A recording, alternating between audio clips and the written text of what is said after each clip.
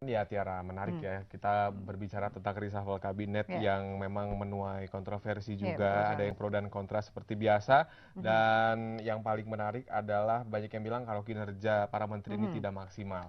Seperti apa dialognya? Namun sebelum kita masuk ke segmen dialog, kita saksikan dulu cuplikan yang berikut ini.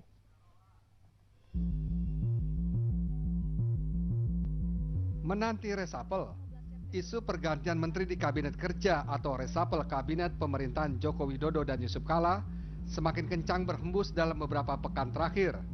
Meski demikian, Presiden Jokowi dalam beberapa kesempatan selalu berpesan kepada masyarakat agar memberi kesempatan para menterinya untuk bekerja sesuai dengan bidang kerja masing-masing. Dalam acara buka puasa di kediaman Ketua DPR Setia Novanto, Presiden kepada wartawan menegaskan agar tidak membuat gaduh suasana dengan terus menggulirkan isu seputar resapel kabinet.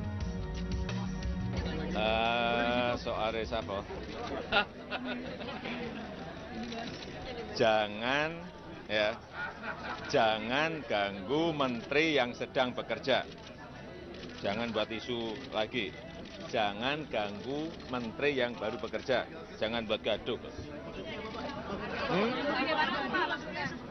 Apanya? Ya kamu tuh jangan buat gaduh. Tanya rapor mengenai menteri hanya presiden yang.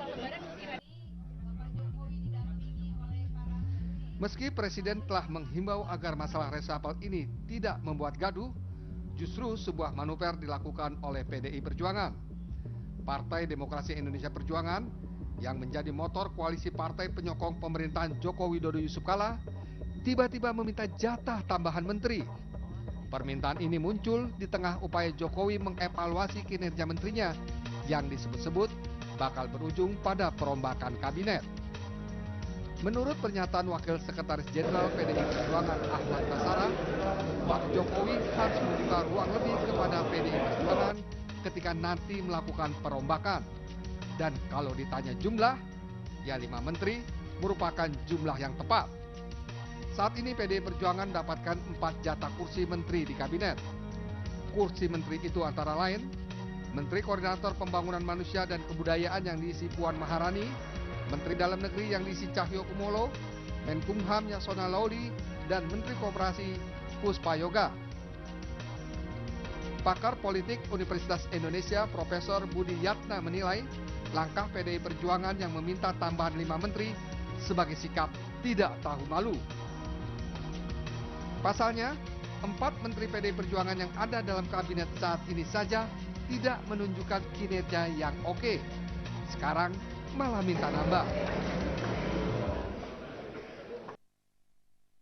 Ya, terkait dengan reshuffle kabinet yang akan segera dilakukan dan masih kita nantikan juga, kami telah kehadiran 3 narasumber Studio Jak TV di mana Anda juga bisa berkomentar di line telepon 021 5155 111 021 5155 111 untuk berkomentar tentang dialog kita pada malam hari ini.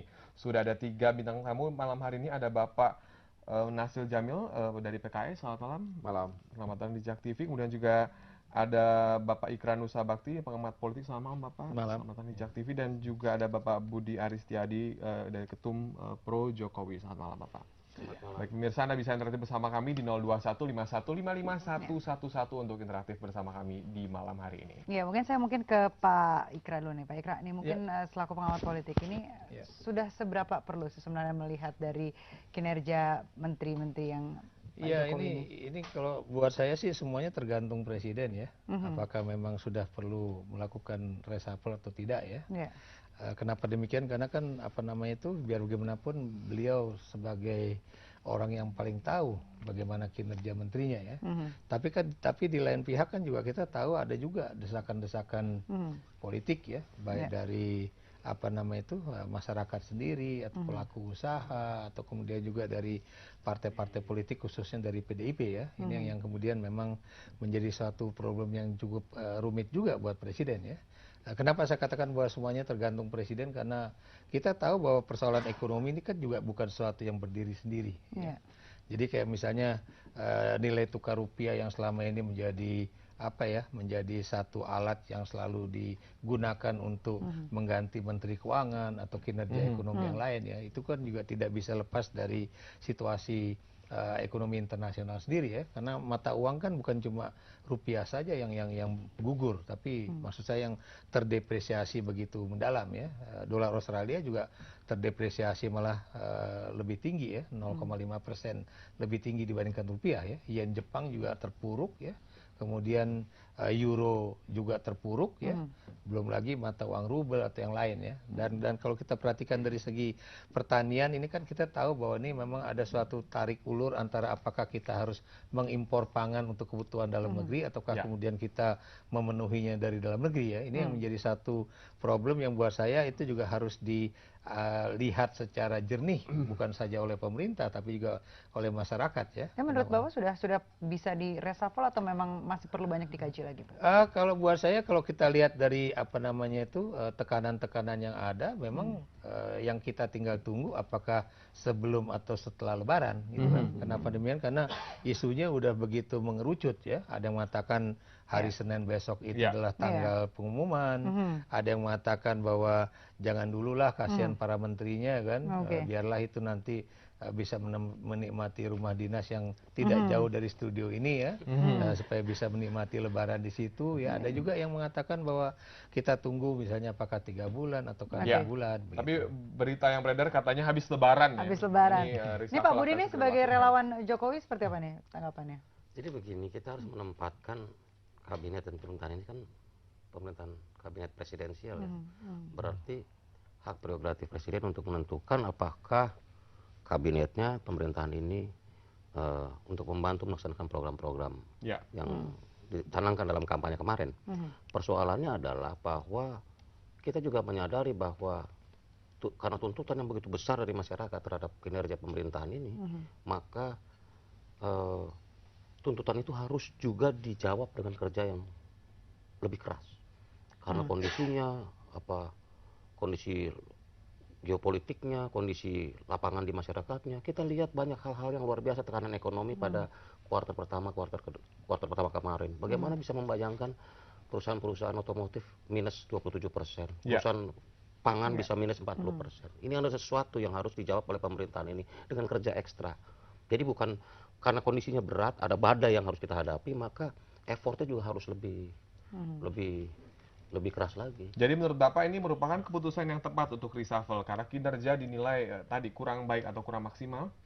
Kita tidak mengatakan kurang maksimal karena di satu sisi ada juga tuntutan yang terlalu besar, sehingga katakanlah karena ekspektasinya besar dari publik terhadap pemerintahan ini, sehingga katakanlah rakyat atau masyarakat meminta skornya mesti 10, maka angka 7 aja nggak cukup. Jadi ibaratnya nggak bisa pas bandrol nih menteri-menterinya, dia harus lebih karena ekspektasinya besar. Baik Pak Nasil, bagaimana pendapat Anda? Apakah memang harus segera mungkin ya reshuffle dan apakah memang wajib dan perlu ya? Bagaimana pendapat Anda? Begini, dalam sebuah organisasi yang setahu saya itu yang agak sulit itu mengelola lalu lintas orang, ya. Menempatkan orang ini, menempatkan orang itu, mengganti orang ini dan sebagainya. Nah, kaitan dengan reshuffle, saya pikir kalau memang presiden menilai bahwa menteri-menterinya tidak mampu menjalankan programnya atau ada keinginan presiden ternyata tidak mampu diwujudkan, maka presiden perlu mengevaluasi menteri-menterinya gitu loh. Itu haknya presiden. Nah, karenanya persoalannya apakah presiden akan melakukan reshuffle atau tidak? Perkiraan saya tidak. Ya, kalaupun reshuffle barangkali presiden pasti akan mengganti atau menempatkan menteri ini yang semula di pos A nanti akan dipindahkan ke pos B. Saya tidak yakin bahwa kemudian menteri itu akan diganti, ya. Bisa ya Pak begitu? Ya bisa saja, bisa saja. Jobdesknya berbeda berarti kan dengan yang A ditukar. Iya, makanya menurut saya saya pikir juga tidak akan mungkin dalam waktu dekat ini presiden akan melakukan reshuffle. Pertama menghadapi Lebaran, ya, kemudian menghadapi persoalan-persoalan lain lagi ke depan, ya, pilkada serentak dan lain sebagainya. Terlalu beresiko kalau kemudian presiden mengambil langkah reshuffle ya di tahun ini. Resikonya seperti apa nih Pak? Iya, resiko ya karena dia kan sedang menghadapi banyak persoalan dalam negeri dan persoalan luar negeri gitu ya. Nah, karenanya kalau dia kemudian mengambil itu belum tentu penggantinya kemudian bisa beradaptasi ya untuk menghandle pos kementerian yang dia jabat tersebut. Jadi menurut saya akan beresiko. Meskipun memang apapun yang diambil oleh presiden akan beresiko, tapi seharusnya presiden mengurangi resiko gitu loh ya. Menghadapi Lebaran ya, kemudian menghadapi pilkada serentak ya. Belum lagi nanti persoalan ekonomi yang dikatakan oleh Mas Irkar tadi ya. Jadi saya pikir sebaiknya presiden harus mengatakan kepada publik bahwa saat ini tidak ada reshuffle. Ya, saya ingin agar menteri-menterinya fokus bekerja ya menghadapi persoalan-persoalan yang dihadapi oleh masyarakat. Sebab kalau kemudian gonjang-ganjing tentang reshuffle ini tidak direspon oleh presiden, menterinya nanti akan bingung, jangan-jangan saya diganti, jangan saya diganti, sehingga dia tidak fokus untuk bekerja, begitu loh. Menterinya jadi galau, menteri jadi galau. H2C, harap-harap cemas. Soalnya banyak yang bilang juga setiap ajang buka puasa bersama itu katanya perbincangan soal reshuffle juga ya. Nanti kita akan bahas lebih dalam lagi. Pemirsa, Anda bisa interaksi bersama kami di line telepon 0215155111 tetap di Ada Apa Berita. Baik ke Pak Ikra. Pak Ikra, posisi-posisi mana saja yang menurut Anda urgent untuk di... Jadi gini, saya mungkin agak berbeda ya dengan beberapa teman ya, termasuk juga dengan teman saya yang dari Projo itu ya. Selama ini memang kinerja ekonomi yang selalu dikatakan buruk begitu kan. Baik dari Menko Ekonominya, kemudian Menteri Keuangannya, Menteri Pertanian, kemudian juga beberapa termasuk Menteri Perhubungan. Ya, itu kan nama-nama yang selalu dicecar-cecar oleh teman-teman bukan dari Projo saja, tapi juga khususnya dari partai-partai politik ya. Kenapa demikian? Karena saya lihat bahwa teman-teman dari partai politik itu mau cari aman ya. Cari aman dalam arti kata bahwa mereka tidak mengutik-utik ya kementerian atau menteri-menteri dari partai-partai itu, karena mereka tahu sekali bahwa komplikasi politiknya itu akan sangat rumit ya. Makanya selalu yang baik itu pernyataan dari teman dari PAN ataupun dari PDIP atau apa, itu selalu yang mengatakan bahwa ini menteri-menteri yang ekonomi atau yang profesional ini kinerjanya buruk kan. Padahal buat saya mereka udah bekerja cukup usahalah, ada usaha. Walaupun kita tahu bahwa memang tadi saya katakan bahwa faktor internasional memang cukup berat ya. Saya beri contoh begini ya. Anda tahu bahwa pertumbuhan ekonomi Cina kan menurun dengan drastis dari 10%, 9%, sekarang tinggal 6,8%. Sementara kita tahu ekspor utama kita itu adalah ke Cina, dan ekspor yang utama itu adalah komoditi. Komoditi yang paling terkena kan batu bara, ya misalnya kan, atau kemudian biji besi atau kemudian yang lain-lain, yang pokoknya terkait dengan perindustrian kan. Kemudian kalau Anda perhatikan juga ya, tingkat pertumbuhan ekonomi di Eropa kan juga sedang menurun tajam ya, itu kan diperkirakan mereka akan cuma tumbuh sekitar 1% tahun ini ya. Jadi itu kan juga akan berpengaruh terhadap tadi saya katakan ekspor, baik itu kelapa sawit ataupun kemudian batu bara ataupun kemudian biji besi dan sebagainya termasuk timah dan sebagainya.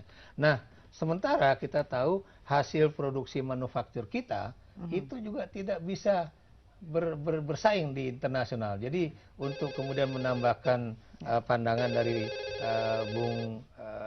dari Projo ini, saya memanggilnya Bung Munte ya. Jadi kalau Anda perhatikan, orang ributin tentang penjualan mobil yang menurun. Kenapa nggak kita tuntut supaya mereka bisa ekspor ke luar negeri? Kenapa cuma pasar Indonesia yang mereka garap kan? Jadi itu menjadi satu pertanyaan juga kan. Kalau memang mereka benar-benar dianggap berhasil, ya mereka ekspor lah ke dunia internasional. Iya, kita angkat dulu penelpon Pak. Halo, selamat malam. Selamat malam Pak. Iya, dengan siapa Pak? Dari mana? Dengan Faisal, Depok Mbak. Iya, silakan Pak Faisal. Gini Mbak, ini kan judulnya rencana reshuffle. Itu yang bikin rencana siapa ya? Kalau presiden kayaknya belum ada rencana untuk itu. Isu Pak, isu reshuffle. Jadi gini, mohon ke Pak pengamat Pak dari LIPI Pak, gini Pak. Kita ini ekonomi kan tahu ya turun terus nih. Jadi kalau Pak Jokowi kan pernah panggil itu BEM UI itu bahwa tidak ada departemen yang tidak ada mafianya. Apakah karena itu akhirnya ekonomi kita itu mau di luar mau di dalam akhirnya menjadi seperti ini Pak? Jadi supaya kita diberi penjelasan. Ini kan karena banyaknya partai akhirnya bagi-bagi, akhirnya kita terima seperti ini Pak. Mohon penjelasan, terima kasih. Baik, Terima kasih Bapak atas komentar Anda. Silakan mungkin. Jadi begini, kalau saya menilai secara fair ya kinerja Presiden sekarang ya, satu hal yang memang sangat rumit pada saat itu adalah hubungan antara KMP dan KIH. Ya. Kita harus akui itu. Dan dalam 3 bulan pertama pemerintahan beliau atau 4 bulan pertama itu beliau dirumitkan bagaimana beliau bisa bisa meredam konflik antara KMP dan KIH, dan kita tahu dalam hal yang ini itu berhasil. Ya. Saya beri contoh misalnya bagaimana pernyataan Ketua DPR kita ya mengenai kemarin bahwa kita dukung pemerintahan, kelihatannya nih operasi pasar dari pemerintah berhasil, itu udah menurunkan. Itu buat saya itu suatu pernyataan yang sangat positif dari seorang Ketua DPR ya. Dari teman-teman KMP juga belakangan ini kan sudah sangat positif terhadap Presiden. Tapi memang harus diakui itu yang paling rumit justru dari partai-partai pendukung pemerintah sendiri ya, dari KIH. Terlebih lagi adalah PDIP ya. Untuk menjawab pertanyaan dari Bapak kita yang dari Depok itu, kita tahu bahwa langkah yang berikutnya dari Presiden itu adalah bagaimana dia itu mengurangi yang tadi dikatakan mafia-mafia itu ya.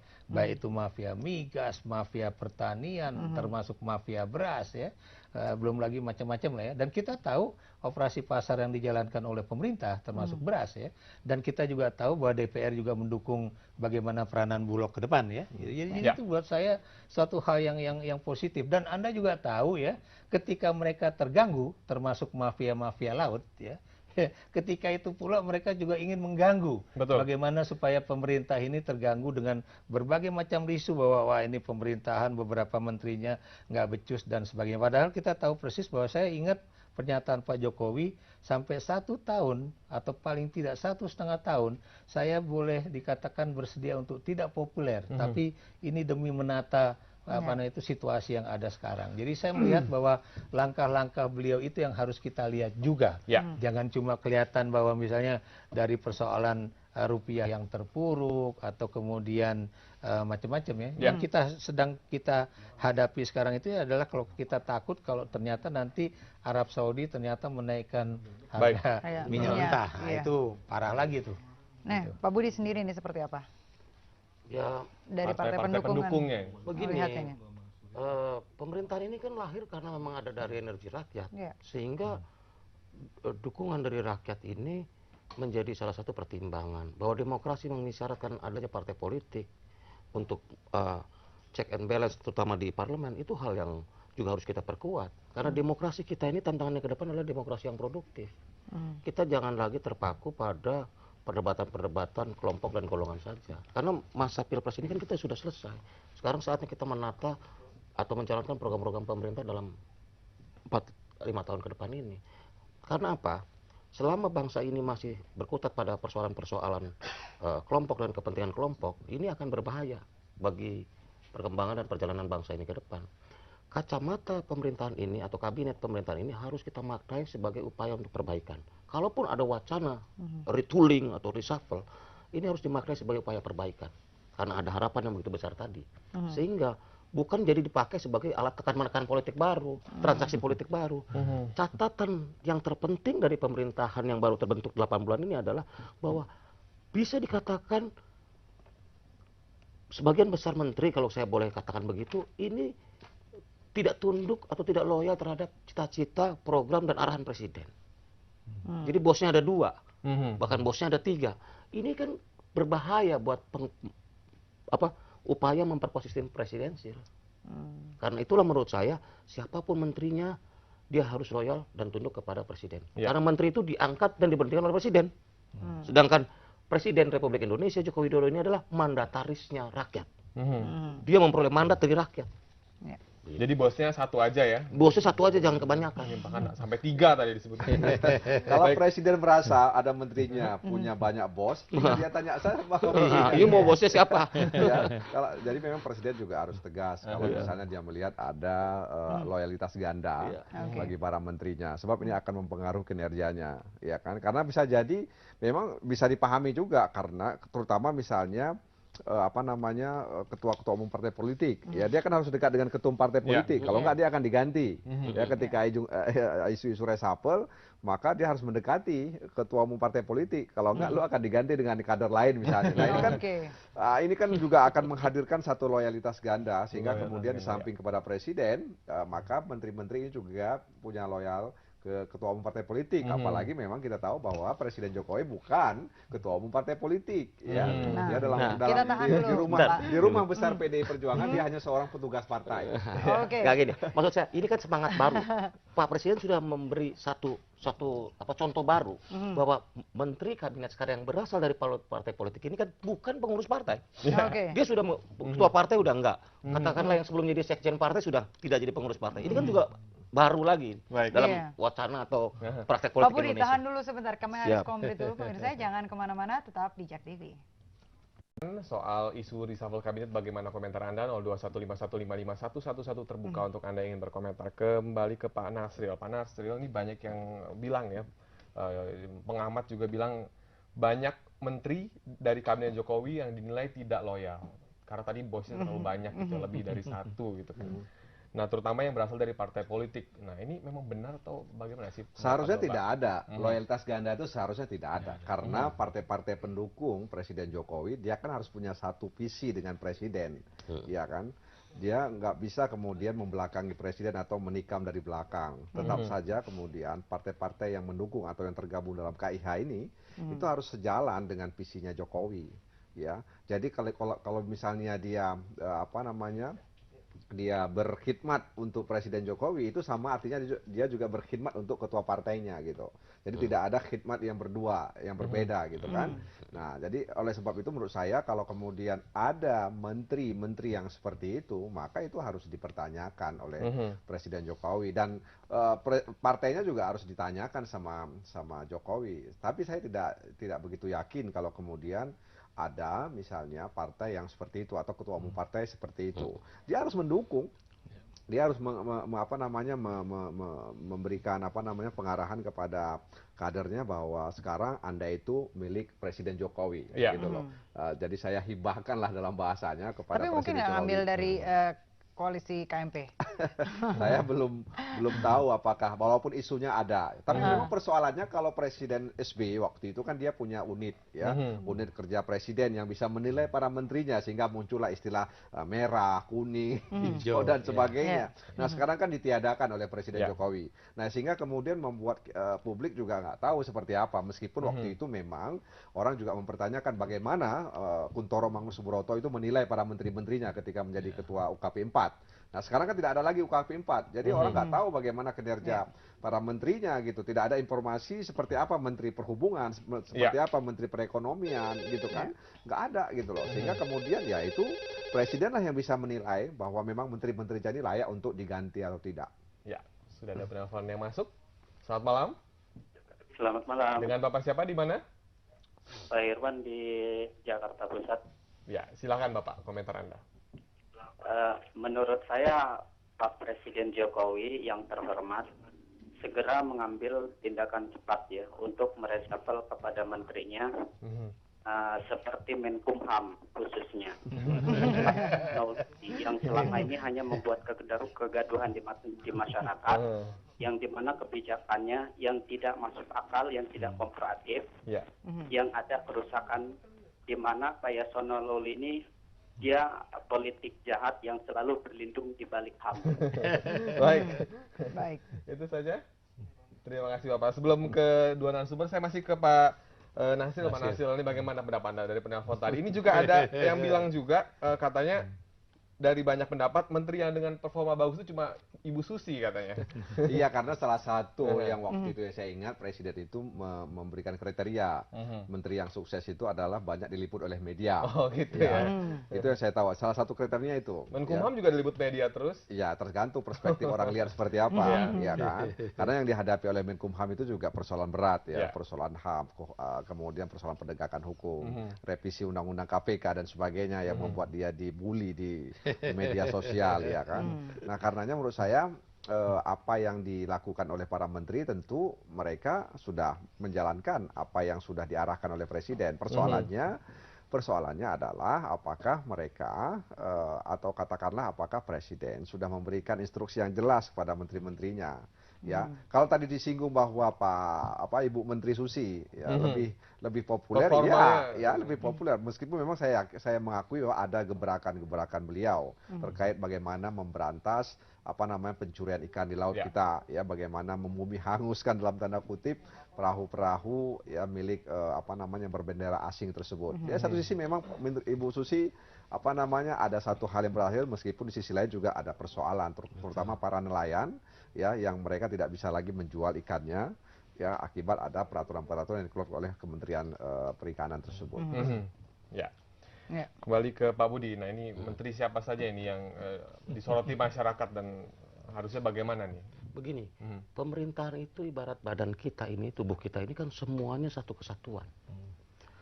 Yang penting, yang menjadi sorotan penting kita ini adalah bahwa pemerintahan koordinasi di antara kementerian. Itu dari dulu itu isu koordinasi, isu sinergi itu adalah hal yang paling sensitif dalam pemerintahan kita. Mengapa demikian? Kita ngambil contoh satu masalah aja. Presiden mau bangun tol laut. Itu paling tidak udah ada 9 sampai 12 kementerian terlibat di sana. Dari Menteri Pertanahan, Menteri Perhubungan, Menteri Pekerjaan Umum, dan lain-lain. Jadi saya mau mengatakan bahwa ini harus jadi satu tim. Pemerintahan ini, konsolidasinya, koordinasinya, sinerginya. Jangan setiap departemen atau setiap kementerian punya agenda sendiri, punya interest sendiri, sehingga tarik menariknya menjadi kontraproduktif bagi pelancaran program-program pemerintah. Ini yang menurut saya menjadi catatan penting. Selain harus loyal, harus terkoordinasi dan sinergi yang sangat tepat. Belum lagi contoh di BUMN, bagaimana sinergi itu susah dilakukan. Padahal kalau semuanya bisa sinergi, ini kan menjadi kekuatan bersama bagi kita semua. Berarti agak dipertanyakan ya leadershipnya dari Pak Jokowi. Oh bukan, maksud saya justru tadi, ini bukan soal leadership. Ini kan soal bagaimana kalau menteri-menteri itu tidak loyal kepada presiden, dia loyal sama orang lain atau pihak lain, dia tarik menarik dong. Oke, 50% kaki saya ke presiden, kaki 50% ke sini. Itu loh maksud saya. Presiden sudah arahkan ketika bilang perintahkan itu kapal-kapal nelayan itu harus dibumi hanguskan. Itu kan kita lihat bagaimana aparat dan TNI langsung sigap sebagai satu kesatuan begitu loh. Karena nggak ada kepentingan lain. Contoh yang lain misalnya soal pembebasan tanah, mau bangun PLN 30 listrik 35.000 watt. Soal tanah aja susahnya minta ampun. Pembebasan lahannya. Ini kan yang harus diiniin. Karena ada interest di sana. Bukan soal presiden nggak ada leadership itu luar biasa. Justru presiden juga mengambil arahan seperti itu sehingga ini yang harus disadari karena 2-3 loyalitas tadi yang harus segera dipangkas. Loyalitas harus satu buat presiden dan buat bangsa dan negara. Karena apa? Kita harus sadar bahwa Pilpres 2014 itu bukan sekedar memilih Jokowi sebagai presiden dan Yusuf Kala sebagai wapres, tetapi bagaimana ada cita-cita yang juga diperjuangkan dan juga didukung oleh rakyat semuanya. Oke, Pak. Ya, kami harus jeda dulu sejenak, nanti Pak Ikra kami akan lanjutkan lagi setelah ini. Pemirsa jangan kemana-mana, tetap di JAK TV. Dan ini Pak Ikra, mungkin kembali lagi ke masalah Kabinet Menteri Reshuffle ini, perlu nggak sih? Begini, lagi-lagi terus terang ya, kami waktu itu pernah bertemu dengan Presiden ya, waktu Presiden mengundang sekitar 15 orang pengamat politik ya, ke istana ya. Dan beliau waktu itu sudah mengatakan pada kami bahwa menteri-menterinya itu ada yang sudah lari sprint ya, ada yang masih pemanasan ya. Tapi ada juga yang belum bergerak sama sekali ya. Apa yang saya katakan di sini berarti beliau juga udah tahu bahwa ada beberapa orang menteri yang kemudian mungkin tidak memahami. Sebut nama aja Pak. Saya nggak bisa mengatakan karena beliau juga tidak mengatakan pada kami ya. Jadi yang tidak memahami misalnya yang tadi Bung Budi mengatakan misalkan ini mesti ada membangun misalnya tol laut itu bukan tol laut dalam artian jalan tol ya, tapi tol laut adalah bagaimana mempercepat itu yang namanya arus barang dan jasa melalui laut. Dan Anda juga lihat ya, mengapa orang lebih memilih jalan darat untuk dari Surabaya ke Jakarta mengirim barang ketimbang melalui jalur laut ya, karena jalur laut itu lebih mahal ternyata ya. Dan Anda tahu bagaimana waktu Pak Jokowi ngamuk-ngamuk mengenai berapa waktu yang harus di dwelling time itu ya, di Pelabuhan Tanjung Priok. Dan Anda juga tahu kan semua menteri main salah-salahan ya. Menteri Perhubungan bilang oh ini bukan salah saya, Menteri Keuangan juga bilang ini. Di situ menunjukkan yang dikatakan Bung Budi itu ada benarnya. Persoalan koordinasi dan juga buat saya persoalan pemahaman apa yang harus mereka kerjakan ketika presiden mengatakan A, B atau C. Itu jadi persoalan itu buat saya. Tadi kalau saya lihat ya, manajemen politik kayaknya udah mulai beres ya, ya antara presiden dengan teman-teman di DPR ya. Manajemen politik dalam artian beliau dengan KIH mungkin masih ada masalah ya. Ini terbukti dengan misalnya PDIP minta 5 ya. Teman saya Ahmad Basara bilang minta 5, kemudian juga sekjennya juga bilang demikian, tapi ternyata Mas Pram bilang enggak kok, PDIP nggak minta-minta, tidak ada pernyataan dari ketua umum untuk itu. Saya beri contoh begitu ya. Manajemen pemerintahan ini yang masih menjadi tuntutan ya. Kenapa saya katakan masih menjadi problem? Saya beri contoh misalnya, bagaimana pernyataan presiden dan wakil presiden mengenai apakah undang-undang KPK itu perlu direvisi atau tidak. Itu. Kemudian perbedaan juga mengenai waktu itu kasus Budi Gunawan. Kemudian banyak sekali perbedaan-perbedaan. Itu yang buat saya harusnya antara presiden dan wakil presiden itu tidak membuat pernyataan-pernyataan yang saling menihilkan satu sama lain. Kemudian kalau Anda lihat ya pernyataan menteri dan presiden ya, misalnya presiden bilang A, tiba-tiba menterinya bilang enggak kayaknya enggak begitu ya, kayak begitu.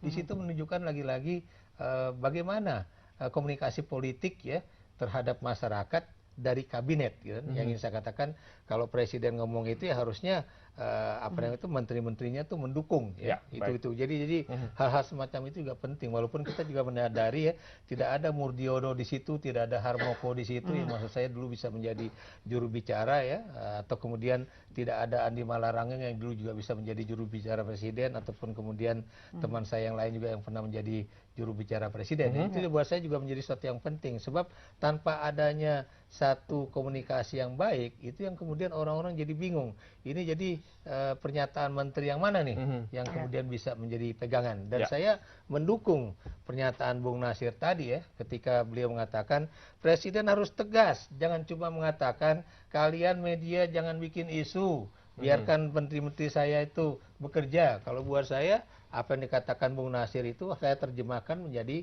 kalimat yang harus dikeluarkan oleh presiden, sampai tanggal sekian tidak akan ada reshuffle kabinet. Baik. Kan gitu, Bung. Silakan Pak Budi, apa yang Anda sampaikan ini sudah segmen terakhir, singkat saja Pak. Jadi kita kembalikan semua hak dan wewenang pembentukan kabinet ini kepada presiden sesuai mandataris yang beliau terima dari rakyat. Bahwa aspirasi yang berkembang di masyarakat ini kan juga cerminan bahwa ada kondisi ekonomi yang tantangannya berat, ada kondisi-kondisi lain yang juga harus direspon segera oleh pemerintahan ini. Karena janji pemerintahan ini adalah pemerintahan yang bekerja dan melayani rakyat. Yang itu harus diwujudkan oleh para pembantu presiden yang all out dan mau mengabadikan dirinya sepenuh hati untuk kesejahteraan. Ya, Pak Nasril silakan. Ya, tentu saja harus punya kriteria dan parameternya. Ya, dan yang paling penting sebenarnya ada hubungan batin antara presiden dengan para menterinya.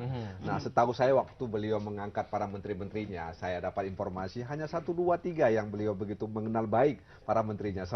Selebihnya beliau tidak mengenal baik para menterinya. Nah, ini kan juga akan mempengaruhi, ya, hubungan batin ini akan mempengaruhi bagaimana dia bisa berinteraksi dengan para menterinya. Nah, karenanya setahun barangkali ke depan ini, ya setahun maksudnya 8 bulan atau sampai setahun nanti, saya pikir beliau harus lebih mengenal ya para menterinya, ya, sehingga kemudian nanti di tahun kedua pemerintahnya beliau bisa memberikan satu jawaban yang tegas, apakah memang menteri-menteri ini memang layak untuk diganti, kemudian diisi oleh orang-orang yang punya loyalitas, yang punya kemampuan, ya, sehingga kemudian bisa menerjemahkan keinginan masyarakat Indonesia. Terus terang saja hari ini kondisi ekonomi kita memang, ya dikatakan oleh Mas Ikrar tadi, memang ini bukan saja di Indonesia, tapi di negara-negara lain juga seperti itu.